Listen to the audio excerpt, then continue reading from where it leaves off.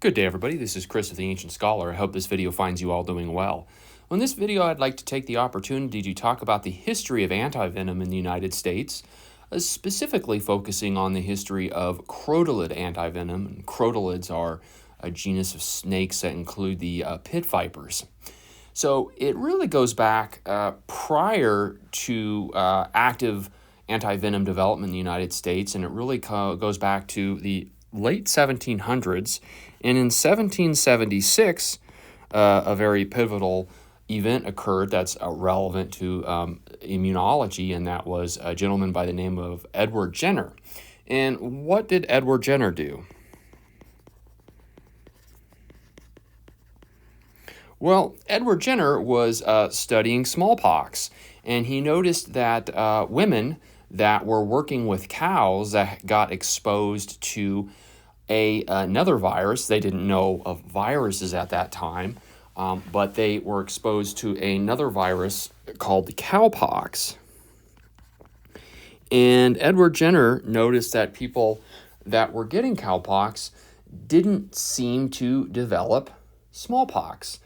And so there was kind of this correlation causation problem that was developing. And so what he did was he exposed a child to cowpox. The child developed cowpox, and then they waited some time and exposed the child to smallpox, and the child did not develop smallpox. And so this was kind of the first concept of a so-called vaccine. And this was the first what we would recognize as kind of a modern implementation of a vaccination program. Now, it wouldn't be until about 100 years later, in 1878,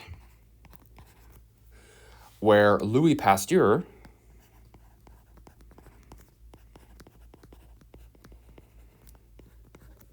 developed the so-called germ theory of disease, where we then begin to recognize that many diseases were the result of microscopic organisms or so-called pathogens, as opposed to humors or vapors in the air or some supernatural kind of situation.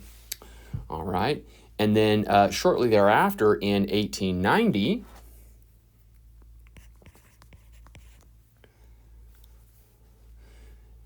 Emil von Behing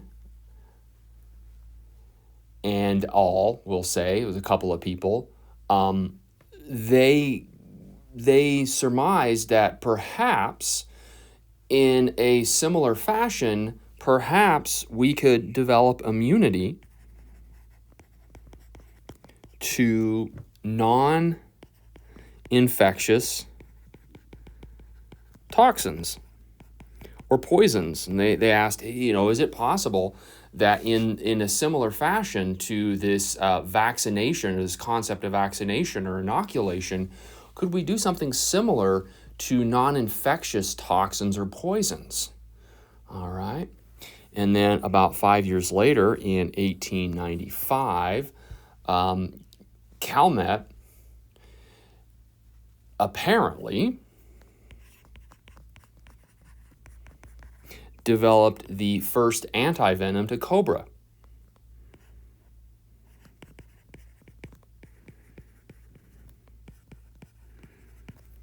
To cobra venom. And he was actually working at the Pasteur Institute and used rabbits and exposed rabbits to the venom, and then extracted the blood plasma from the rabbits to use as a kind of antivenom, if you will. All right. And then a few years later, in 1905, Hideo Noguchi, I believe, or Noguchi, identified the need for rattlesnake antivenom in the United States. All right, so Hideo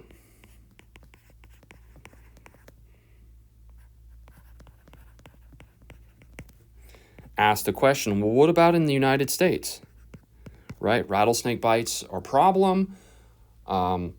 Is there something we can do, maybe related to what Calmet did in 1895? Now, of course, Hideo ended up getting into some trouble due to some grossly unethical and morally reprehensible research involving exposing invalids, so-called quote-unquote invalids and children, to syphilis, but we won't focus on that. And it really wasn't until the 1920s where another individual came along, and it was a group of individuals where the so-called Antivenom Institute was developed. So in 1926, the Antivenom Institute, and antivenin is just a French version of antivenom. All right. So antivenom and antivenin are really synonymous terms. All right. And there were some French researchers that were actually working for the United Fruit Company at the time.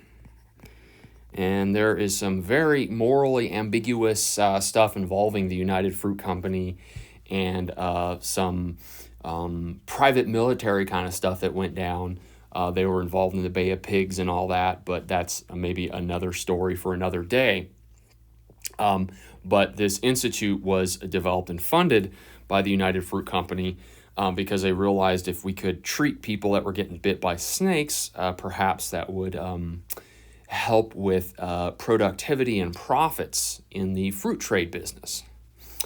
All right, and then about a year later in 1927, all right, there was a claim that the very first antivenom was developed in the United States.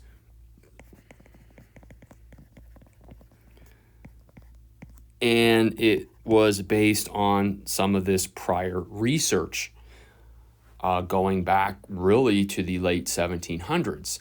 And I say claim because it was an antivenom that was developed in approximately 1 year. So it took about a year from a year to develop, where nowadays you're looking at a decade or more to develop a pharmaceutical. And essentially what they did is they extracted venom from snakes, and then they sent that venom to the Mulford company.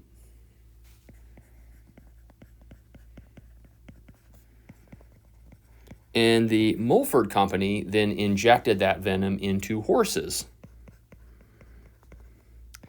And then the horses, of course, created antibodies, and the serum from the blood of the horses was used. And that was the first claim of an antivenom. There were no clinical trials, so it's difficult to say how effective this was, but that was the first antivenom that was developed, the so-called Mulford antivenom, and it was essentially that way until the 1950s. And so what happened in the 1950s? Well, in the mid-century, they essentially used the same technique that was used by the Mulford company to create the Mulford antivenom, and that is essentially exposing animals to venom and then using the blood serum from the animals as a therapeutic. And so in about 1954, another antivenom using the same technology was developed, and this was developed through the company Wyeth. This is called the Wyeth Antivenom.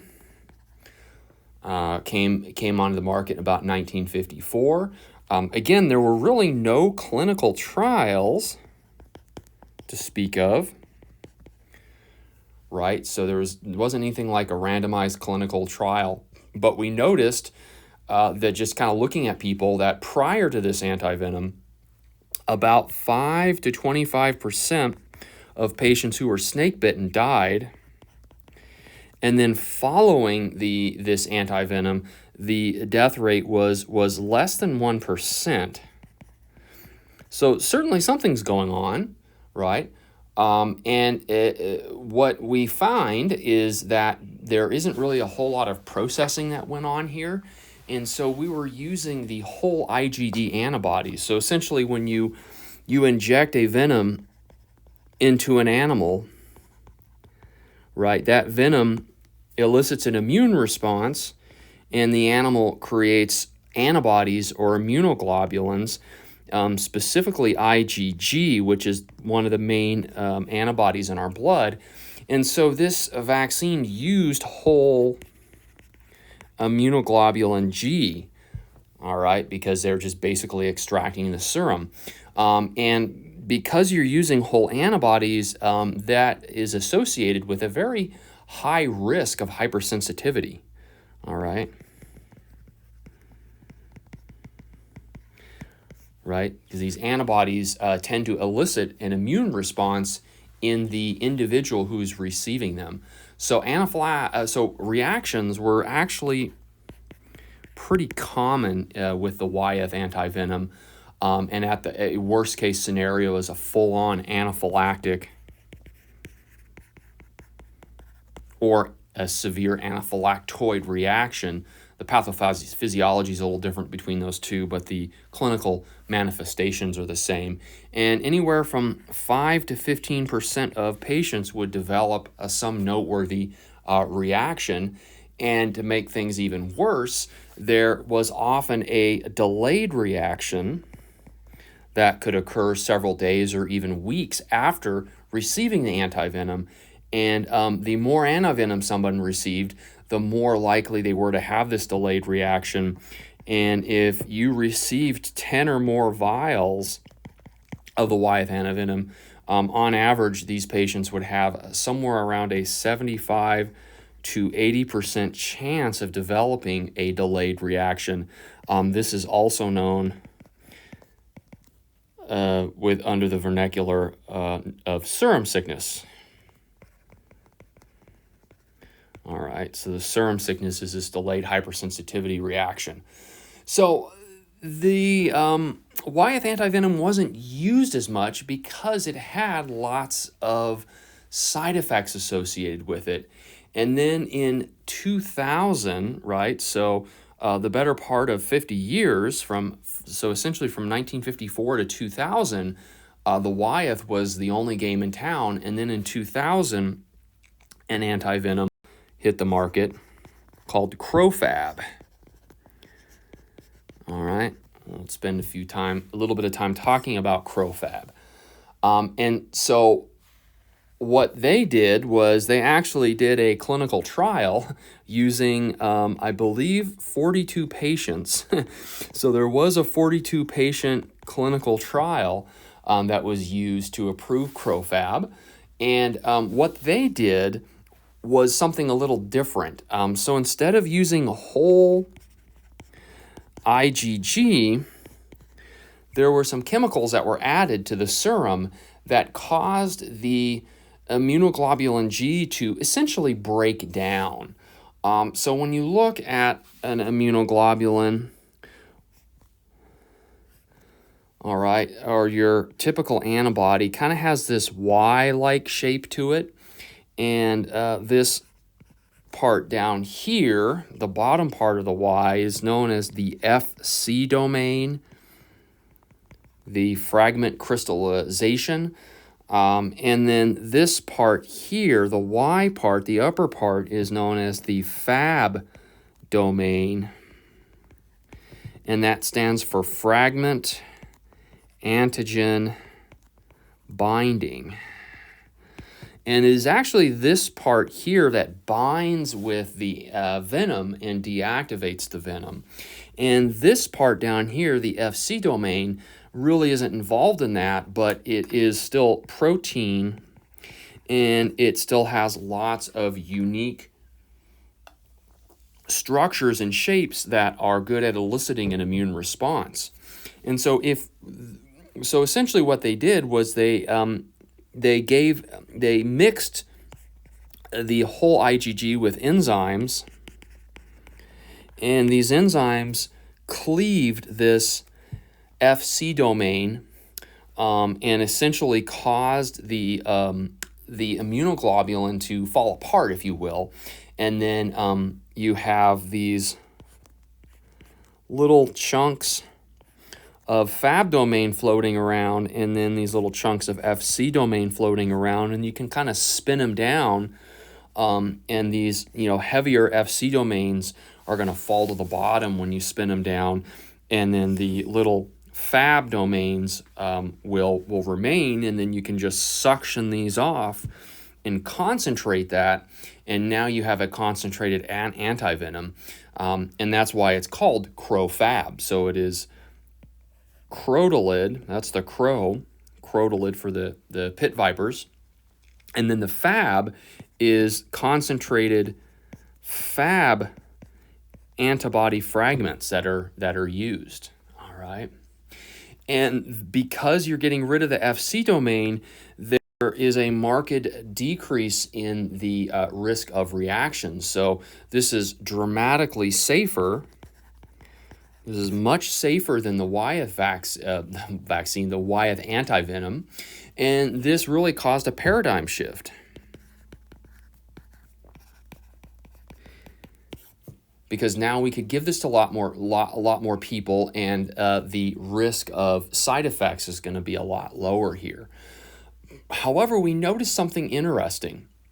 We noticed that in a large number of patients, the signs and symptoms of the snake bite, or the signs and symptoms of envenomation, would often return.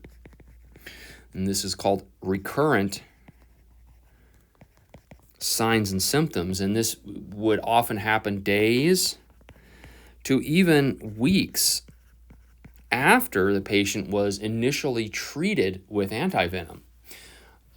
Why? What's going on? Well, what's going on is the half-life of CroFab is often shorter than the half-life of the venom, because you're not dealing with the whole antibody, right? You're just dealing with the little Fab fragments of the antibody, and the half-life of those Fab fragments are, the half-life is much shorter potentially than the venom.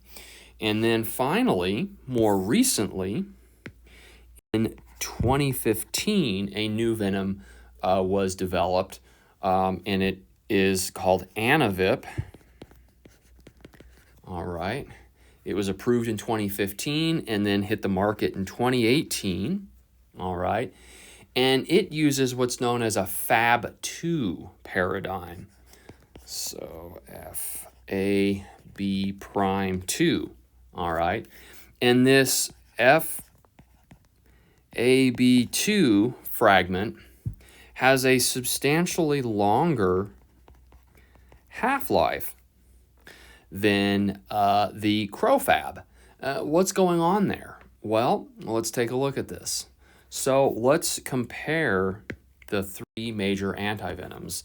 So let's just start with the OG. So this is the OG Wyeth. All right. So they used horses.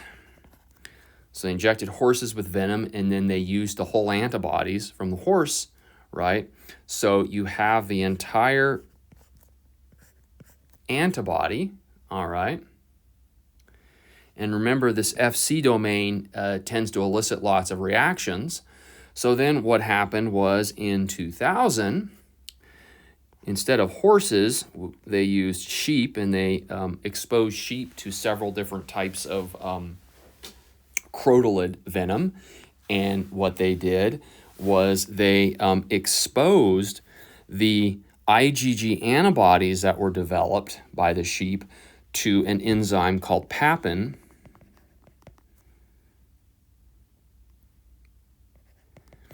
And the papin digests the Fc domain, and you're just left with a bunch of individual Fab fragments floating around. All right. And then with Antivip, that was developed in 2015, we went back to using horses, but what did they do? Well, instead of papin, they used the enzyme pepsin. All right. And the pepsin dissolved the Fc domain, but instead of having individual little Fab fragments floating around, you kept the integrity of the Fab structure together. All right. So both parts of the Fab domain remain together, right? Like that, versus over here with CroFab, you have the Fab, each of the individual Fab fragments floating around. Here, you maintain the overall integrity structure of the Fab fragments while also digesting the Fc fragment. And so what this did was this increased the half-life of the Fab2 dramatically. So the half-life of the original, the OG Wyeth, there we go, was anywhere from 61 to 192 hours. With CroFab, you're looking at about a 15-hour half-life. And then with Antivip, you're looking at a half-life of approximately 133 hours. And so the half-life of Antivip is a bit longer than CroFab, and so possibly the risk of this delayed